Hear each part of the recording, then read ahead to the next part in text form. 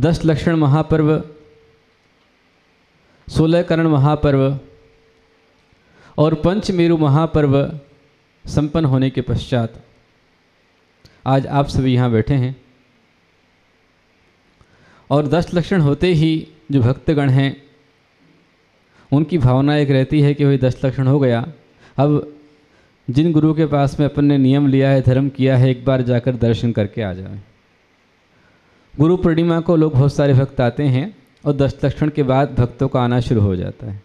वैसे नागपुर में चतुर्मास चल रहा है और चातुर्मास का एक दिन भी ऐसा नहीं गया कि बाहर से मेहमान नहीं आए हो, प्रलय करके यात्रीगण आ ही रहे हैं।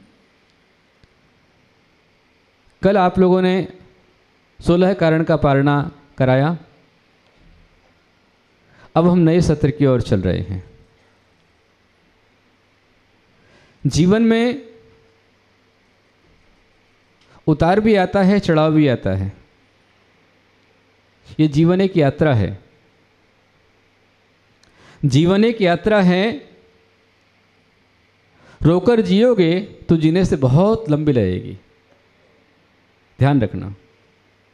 रोकर जियोगे जीने से बहुत लंबी लगेगी, और यदि हंसकर जियोगे तो पता नहीं चले कब पूरी हो जाएगी।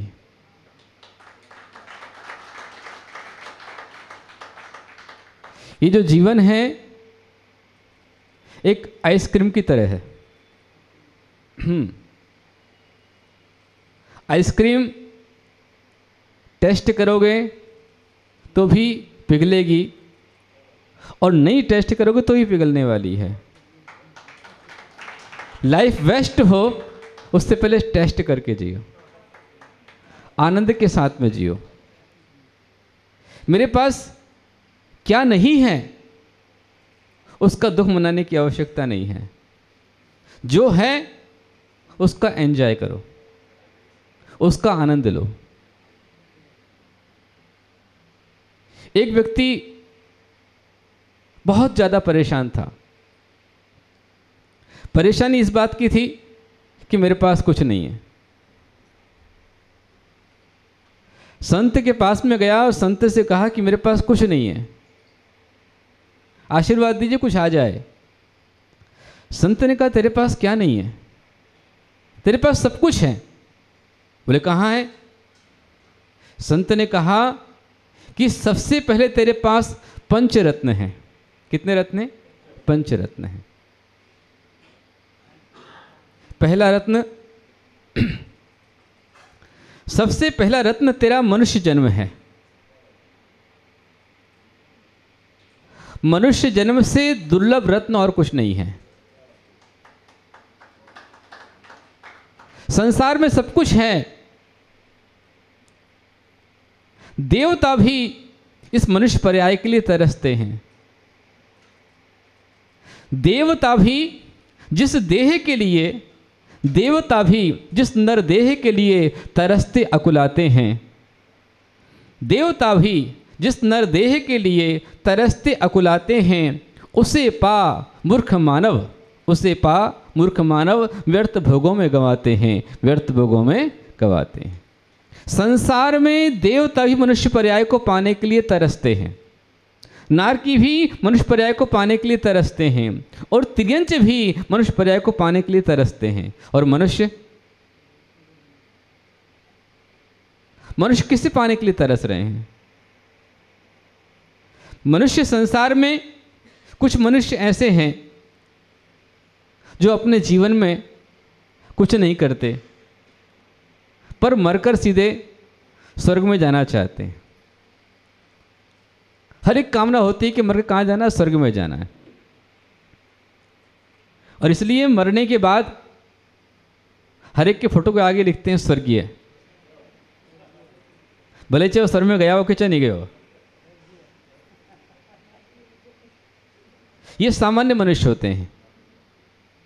पर जो मनुष्य विशेष होते हैं, जो इंसान विशेष होते हैं, वो स्वर्ग जाने की कामना नहीं करते, बल्कि अपने जीवन को ऐसा बना लेते हैं, ऐसा बना लेते हैं कि उनका जीवन, उनका घर ही स्वर्ग बन जाता है।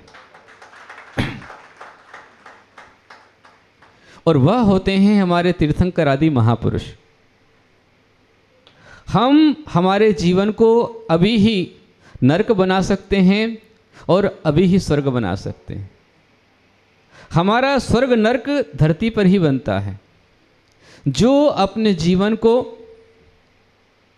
नारकीय बना लेते हैं, हमेशा क्रोध मान माया लोभ की आग में जलते रहते हैं, ईर्ष्या की आग में जलते हैं, वह मनुष्य का वैर हमेशा लेकर के चलते हैं, और जिनके पास मेरी भावना नहीं है या बारह भावना नहीं है, जिन्हें सिर्फ मार्थ स्वार्थ की भावनाओं से भरे हुए हैं, उनका जीवन सब कुछ है और भी कुछ नहीं होता है।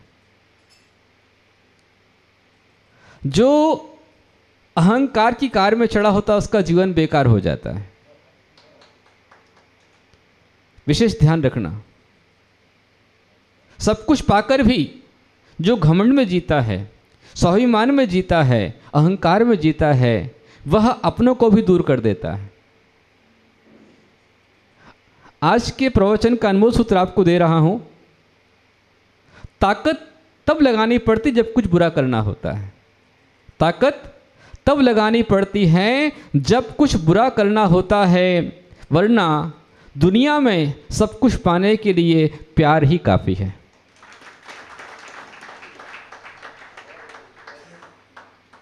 संत ने कहा, तुझे मनुष्य जन्म मिला है, इससे बड़ा रत्न और क्या चाहिए।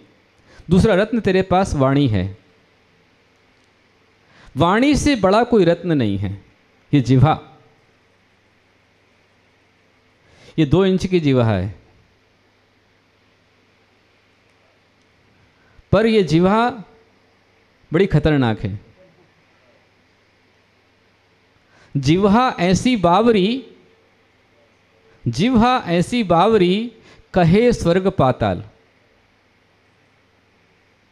जिह्वा ऐसी बावरी, कहे स्वर्ग पाताल, और आप कहे भीतर गई, आप कहे भीतर गई, और जूता खावे कपाल।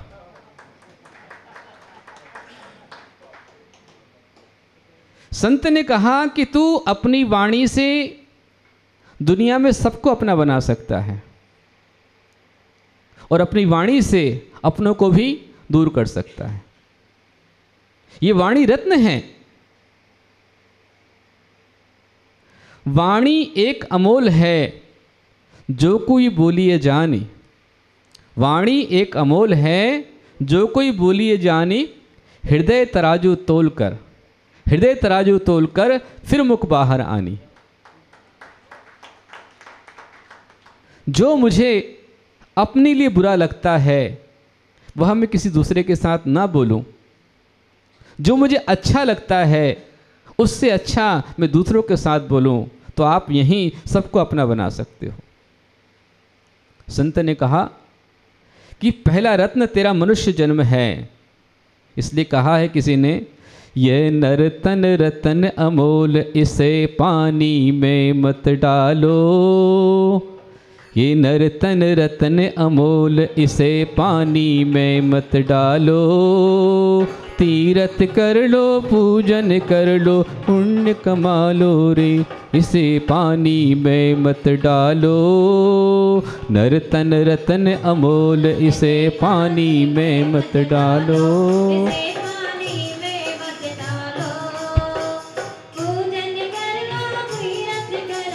पुण्य गुण गालो।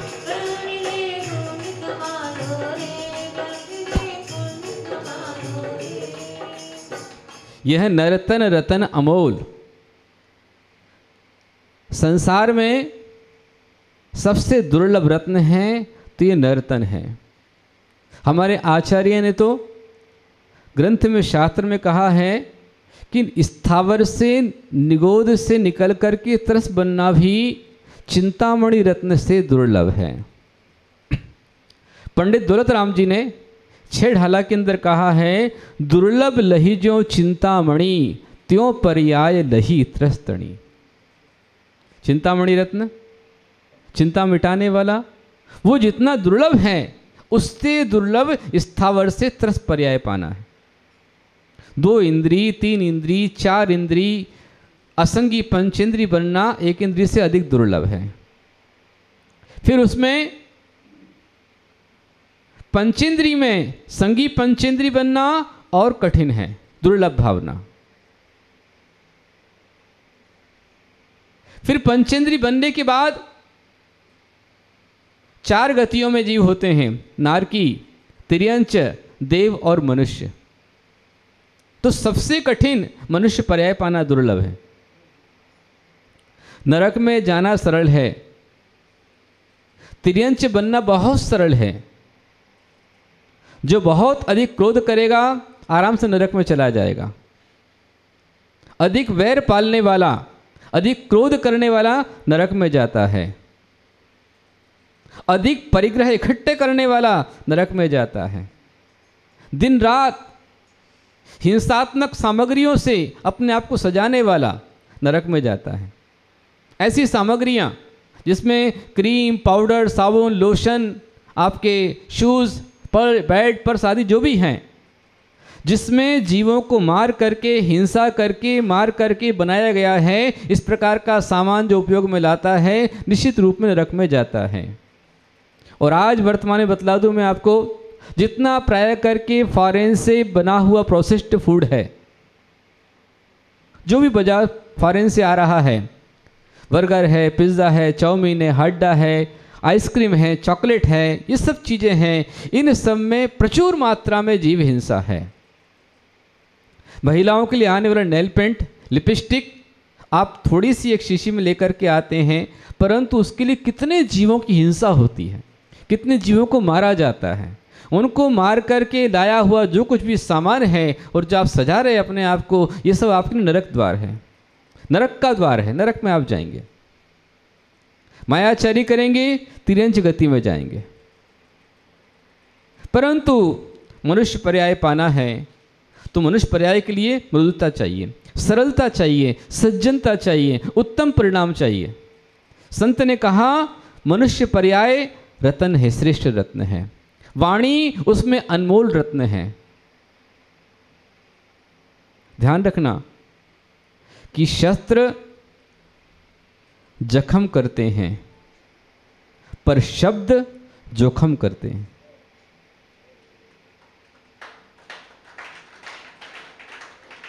इसलिए शस्त्रापेक्षा शब्द जपून वापरा। विचार करके बोलो। बोली और गोली, गोली से घाव होता है तो भाव भर जाता है, पर बोली से जो घाव होता है वो कभी नहीं भरता है। इसलिए बोली गोली मत चलाओ, वाणी को संभाल के उपयोग करो, प्रयास करो, कोशिश करो, चिंतन करो, विचार करो। जब भी बोलो तो तोल मोल करके बोलो। जब भी बोलना है तोल मोल करके बोलना है। और साधु के लिए तो कह दिया 6 ढाला में कि साधु की वाणी कैसी हो। ऐसा नहीं जो मन में आया से बोल दिया, ऐसा नहीं। साधु के लिए कहा है जग सुहित कर सब अहित हर, श्रुति सुखद सब संशय हरे, भ्रम रोग हर जिनके वचन, मुख चंद्र ते अमृत झरे। कैसे वचन हो? जग सुहित कर, जब भी निकले तो जग के हित करने वाले वचन हो। सब अहित हर, सबका अहित हरने वाले हों। श्रुति सुखद, सुनने में अच्छा लगे, सुखदायी हो। सब संशय हरे, सब प्रकार के संशय को हरण करने वाला हो। भ्रम रोग हर, महारोग लगा है भ्रम का रोग, डिल्यूजन, भ्रांति। इस भ्रम के रोग को हरण करने वाले हों। जिनके वचन मुख चंद्र तय अमृत झरे, मुख से अमृत झरना चाहिए, मुख से आग नहीं निकलना चाहिए। ऐसे वचन हमारे होना चाहिए। वचनों को नहीं बोल सकते, मत बोलिए। इसलिए हमारे तीर्थंकर भगवान जैसे ही दीक्षा लेते हैं, मुनि बनते हैं, मुनि बनते ही जब तक उन्हें केवल ज्ञान ना हो, पूर्ण न जान लें तब तक वो नहीं बोलते हैं। आपको भी ध्यान रखना चाहिए कि जिस बात का आपको पूरा ज्ञान नहीं है, ऐसी कोई बात अपने मुख से नहीं निकालना चाहिए, उसका प्रचार प्रसार नहीं करना चाहिए। व्हाट्सएप पर मैसेज आपके आते हैं, उसका पूरा पता नहीं है, हमने उठाया और सीधा फॉरवर्ड कर दिया। ये मूर्खता है, समझदारी नहीं है। कई बार ऐसे हमारे चलते रहते हैं। एक हमारे आचार्य कल्पश्रुत नंदी महाराज जी थे, उनने आचार्य पद छोड़ दिया, श्रुत नंदी हो गए, और श्रुत नंदी मुनिराज की समाधि श्रवणबेलगोला में लगभग 8 साल पहले हो चुकी। और जब समाधि ली तो साधना करते करते संलेखना में लगते लगते पूरे अस्थि पंजर उनके दिखाई दे, लेटे हुए हैं, संबोधन उनको चल रहा है, किसी ने फोटो खींच लिया और हमेशा डालते रहते हैं कि एक साधु जंतर मंतर पर अहिंसा के लिए, हिंसा के विरोध के लिए आमरण अनशन कर रहे हैं, पर बिकाऊ मीडिया उसको नहीं दिखा रहा है। ऐसे ही आचार्य अभिनंदन सागर जी, उनकी समाधि कहाँ पर हुई आपको अच्छे से पता है। सलुम्बर के पास शेषपुर है राजस्थान में, वहाँ उनकी समाधि हुई, उनके समाधि स्थान पर वहाँ समाधि हुई है। आखिरी समय उनका आया, उनको उनके शिष्य ने उठाया और उठाकर एक स्थान पर लेकर के जा रहा है, किसी ने फोटो खींच लिया और जब देखो तब डालते रहते हैं कि ये साधु आमरण अनशन को बैठे हैं, पर कोई बिका मीडिया इसको दिखा नहीं रहा है, इसके लिए बैठे, उसके लिए। फालतू का विषय, इसमें समय ना गंवाएं। आचार्य भगवान कहते हैं वाणी एक रत्न है और हृदय दूसरा रत्न है। जीवन, वाणी, हृदय, ये आपके 3 रत्न हो गए। चौथा रत्न तुम्हारे ये दोनों हाथ हैं। कहा है अपने हाथ जगन्नाथ। इन हाथों को आप जगन्नाथ बना सकते हैं। इन हाथों को आप ऐसा बना सकते हैं कि मिट्टी में हाथ डालें और मिट्टी भी सोना हो जाए। लेकिन उन हाथों को अच्छा बनाने के लिए उन हाथों से अच्छे काम करने होंगे। मन आपको मिला है, इस मन में कचरा मत भरिए, इस मन को निर्मल बनाइए, पावन कीजिए। शुरुआत आपकी जब होती है पवित्र भावनाओं से आप शुरुआत कीजिए। इसलिए मैंने आपको बताया था, जैसे ही प्रातःकाल में आप उठते हैं तो उठते के साथ में ऑटो सजेशन, आत्म संप्रेषण, आत्म सम्मोहन, आत्म जागरण, ये हमारा परम कर्तव्य है।